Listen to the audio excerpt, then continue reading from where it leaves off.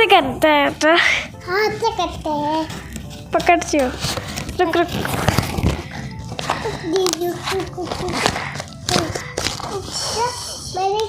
ये तो निकले शैम्पू।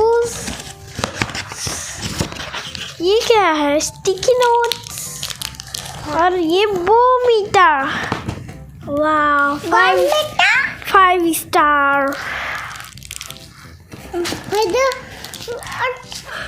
तो फ्रेंड्स इस पार्सल में से लिख रहा है सबसे पहले बोर्मिटा, ये जो हमारे को बड़ा कराएगा और टेस्टी लगेगा मुंह में। और ये है 5 स्टार का बोर्मिटा जो कि हम दोनों को पसंद है। फिर आता है ये स्टिकी नोट जो मैंने मंगाया था पापा से। देखो इसमें देखो कितने कलर है, एक तो ब्लू, ग्रीन और पिंक। और फिर लास्ट में आता है शैम्पू नहाने के लिए। बाय बाय, मिलते हैं अगले वीडियो में। लाइक और चैनल के लिए सब्सक्राइब करना। Bye bye. ओके जी, बाय बाय कर दो।